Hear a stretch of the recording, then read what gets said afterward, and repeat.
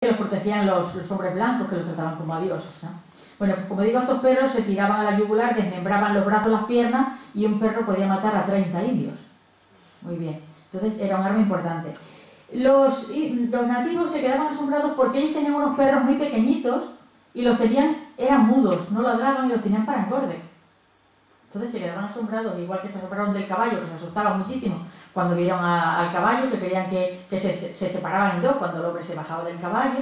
Pues estos perros era el terror de los indios y ayudaron mucho, como digo, a la conquista de América. Aquí lo tenemos en primer plano y como ya pues hacen amigos los españoles con los nativos. Y vemos aquí en el fondo la canoa, que es otro invento americano, lo mismo que cuando iban en el barco, las hamacas. Todos los extremeños, todos los que iban en el barco dormían en hamacas, los koi, que llaman en inglés. ¿Por qué? Pues porque iban sujetas arriba al techo y con el vaivén del barco pues no se caían, y aparte las ratas y todo lo que hubiera por ahí pues estaban más libres de ellas. Bueno, pues la canoa les servía para surcar los ríos, para ir de una isla a otra, para pescar perlas, y había algunas que cabían hasta 45 y 50 personas. Las tenían profusamente talladas en la madera, las adornaban con perlas y las pintaban de unos colores muy chillones, era una verdadera obra de arte. ¿Sabéis las canoas, las piraguas, todo esto? Pues las hemos copiado de los indios, es decir, que hubo, como digo, un intercambio de todos, ¿no?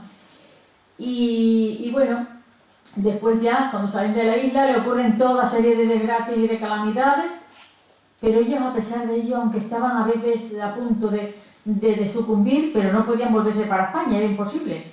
Entonces, el afán de dar cumplimiento a ese sueño que todos aspiraban fue lo que les hizo seguir adelante y no decaer, para cumplir su ilusión en la vida, para que terminara esta travesía que era la travesía de los sueños de cada uno.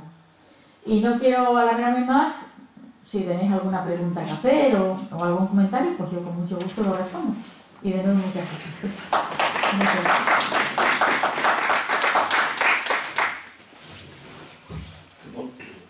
Sí. Bueno, yo en primer lugar felicitarte Gracias por el libro y además por tu exposición.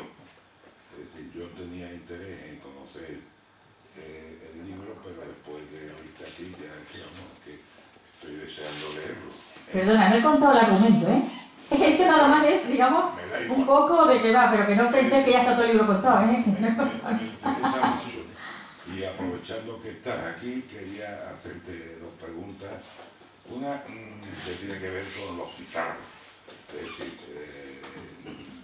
los pizarros eran más bien gente dura, y los hermanos de Francisco Pizarro, tengo entendido que eran como lobos. No sé si será así o no. Y incluso conspiraron contra el hermano. Esa es una pregunta, saber tu opinión sobre eso. Y después he leído no hace mucho el libro de Isabel Allende sobre Inés del alma mía. Tengo la impresión, y quería saber tu opinión, de que está un poco exagerado en cuanto al tema de las batallas, los combates y tal. Es decir, me parece un poco excesivo. Quería saber si tú opinas lo mismo o es que verdaderamente era tan cruel la actuación de los conquistadores, llamarlos así, y también de los indios. Bueno, esto tenemos que verlo no con los ojos de ahora, del presente, sino con los ojos del siglo XVI, que era todo tan diferente, que no existían los valores que tenemos, ni los respetos que tenemos ahora hoy día, que la brutalidad era tremenda desde tiempos de los romanos, que la conquista, que iban a un país y conquistaban y mataban y hacían esclavos y prisioneros, los romanos, los visigodos, los árabes, todos, y que se hacía en Europa. Es decir, que ellos lo que hacían era simplemente transmitir las costumbres y lo que ellos habían mamado y las costumbres de esa sociedad. Ahora nos parece imposible y muchos lo ven como una brutalidad, pero que en realidad hay que verlo con aquellos ojos. Entonces, como digo, un puñado de españoles, que eran muy pocos en proporción con los millones de indios, tenían que ser brutos, rudos, a lo mejor algunas veces sanguinarios, porque es que si no, no podían, porque hasta se les sublevaban los mismos soldados españoles. Y a los indios pues tenían que vieran que ellos eran los dominantes. Los pizarros es que hay una leyenda negra tremenda, tremenda. Pero que no es así, sobre todo Francisco Pizarro no es así. Así como Hernán Cortés te digo que era un bichito, ¿verdad? Pero Francisco Pizarro no. Lo que pasa es que los que nos han hecho mucho daño ha sido Fray Bartolomé de las Casas. Ese ha hecho mucho daño a España, porque fue el germen de que luego los ingleses, holandeses y franceses crearan la leyenda negra. Porque España era el mayor emporio en todos los aspectos. El país más importante en esa época, desde el descubrimiento de América, le tenían envidia, porque el comercio, la economía, la cultura, todo, lo más importante era en España. Y entonces son los que crearon la leyenda negra, y los españoles eran criminales, eran asesinos, los conquistadores eran lo peor. Entonces eso nos hicieron mucho daño.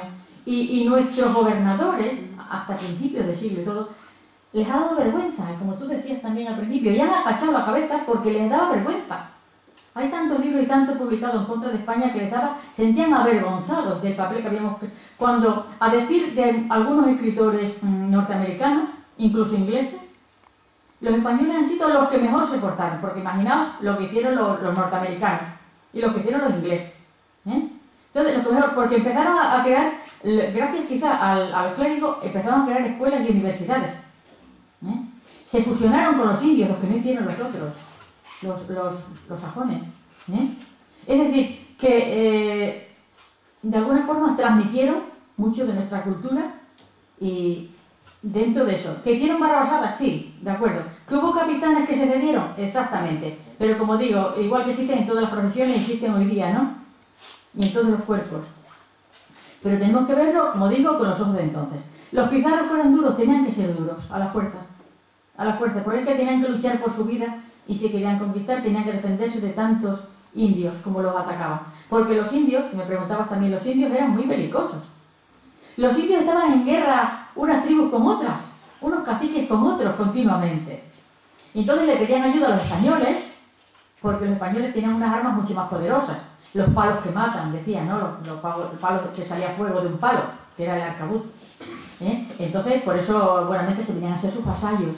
Es decir, esa lucha sin cuartel tenemos que verla, como digo, había brutalidad, eran mucho más fieros, porque, como digo, no existían los valores. Entonces tenemos que verlo con aquellos ojos. Pero sin embargo hicieron muchas cosas buenas también. No sé si te he contestado o me he quedado alguna cosa por contestarte. Muy bien. Gracias. Bueno, gracias por tu disertación. Me voy a tutearte porque cuando vas a hablar parece que me acerco ya a tu te lo agradezco, que estoy deseando de echarle el guante. Ayer estuve en una charla sobre los tercios españoles aquí en Capitanía y redundando de nuevo sobre la leyenda negra y sobre lo mal que nos miramos a nosotros mismos.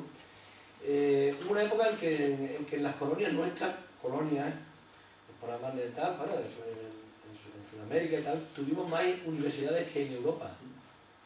Había más número de universidades creadas por los españoles que en Europa. Pero bueno, tantas preguntas podría hacerte que bueno, me ha llamado la atención primero, en el libro parece como es una especie de aventura, cuando Pizarro ya ha estado allí, o corrígeme si me equivoco, o sea, ya iban, digamos, un poco a tiro hecho. Ya se había abierto un poco el terreno, ya habían estado... que me parece como si fuera como el primer viaje de Colón. Y, no sé. Y luego me llama mucho la atención también, por ejemplo, los jamones que hay colgando ya, unas patas negras ahí, vamos, no sé, que ya utilizaban ya ese... Porque está documentado mucho en la gastronomía, me imagino, y todo eso de la fecha. Y luego una pregunta que me llama mucho la atención a mí, porque yo soy muy gitanófilo. ¿Te has tropezado en tu documentación sobre algunos gitanos que fueran en esa travesía a Sudamérica? No, no he encontrado nada de los gitanos. De hecho, he estudiado algunos documentos de cuando los gitanos vinieron a España, pero no he encontrado, porque fue en el siglo XV, ¿sí? Más o menos. Entonces, no he encontrado que los gitanos, te voy a decir, no podían ir, por una razón. Porque en la casa de contratación miraban, tenían que ir, demostrar la pureza de sangre, no podían ir judíos, no podían ir extranjeros, y extranjeros eran, por ejemplo, los aragoneses, o los navarros, Es decir, los que no eran castellanos eran extranjeros. Entonces eso todo lo miramos mucho. De hecho, en la novela va un judío converso, pero tiene que decir que era clérigo para poder pasar. Tiene que mentir y tenía que llevar unos testigos que acreditaran su limpieza de sangre. Entonces, eso lo miraba mucho. Era imposible que, ¿sabes?, que admitieran judíos, en mi opinión. No, sí, pero hacía poco tiempo que habían estado que estaban por aquí, relativamente, sí. Menos un siglo. Sí, bueno. Sobre tu primera pregunta sobre lo de Francisco Pizarro... Sí, ya había... A ver, te cuento. En la novela lo explico. En uno de los capítulos, él lo cuenta todo. Francisco Pizarro lo cuento brevemente, había abordado, esta era la tercera vez que había intentado la conquista del Imperio Inca, que se le resistía. No había sido capaz. Bueno, lo has dicho antes. Entonces aquí cuenta todo, cuenta lo de los 13 de la fama, que eso fue verídico, ¿no? Como el gobernador Pedrarias Dávila. Es curioso, solo un inciso. Francisco Pizarro, sin yo proponérmelo, aparece en mis 3 novelas, en distintas épocas de su vida, desde que era un soldado raso, a cuando aborda aquí la conquista del Imperio Inca y luego cuando ya es marqués. Pero es por casualidad, porque si estás hablando de la conquista de América y estás hablando del siglo XVI, lógicamente se interrelaciona. Entonces aparece en las 3 novelas. Y otro que aparece es el gobernador Pedrarias Dávila, bicho malo. Bueno, pues Pedrarias que le da... Él quería, antes que Pedrarias se adelantara, abordar la conquista del Imperio Inca. Y aquí en la novela, en la trama, meto yo, para darle algo de intriga, ¿por qué estaba seguro Francisco Pizarro que ahora no se le iba a resistir? Que iba a conseguirlo, a la tercera. Entonces, esta gente toda que van con él en los barcos, no había llegado él a conquistar el Imperio Inca, van a ayudarlo. De hecho, van a nombre de Dios, de allí sale la expedición, se había aliado con otros 2, uno que pone el dinero y todo, eran 3 socios, y ya va, como digamos, más sobre seguro. Además, que en mi novela de Balboa, cuento cómo a Balboa le habían contado Panquiaco, un cacique de Panamá, digamos, que existía un país de oro que tenían, bueno, exageraban las calles de oro, las paredes de oro, todos los utensilios, allende los mares, ¿no? Eso estaba hablando del Imperio Inca, unos que habían estado allí.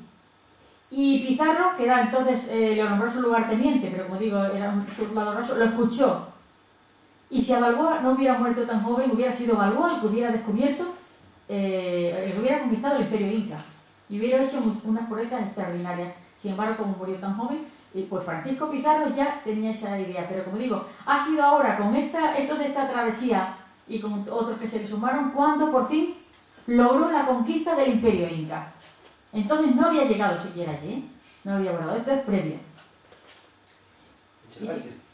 ¿Otra cosa me habías dicho? No, lo de la comida, lo del jamón. Lo de los jamones, bueno, esto es una recreación, como digo, de lo que hay en Palos, en la Carabela. Hay quien dice que la salazón todavía no se conocía.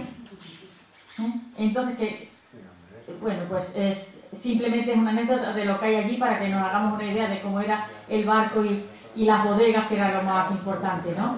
Pero vamos, lo que llevaban, pues lo que comían los españoles, y lo que tenían, el tocino, exactamente, y el pan de bizcochos que se llamaba, que luego se quedaba lleno de gusanos cuando pasaba el tiempo, las legumbres que tuvieran, y en fin, eso.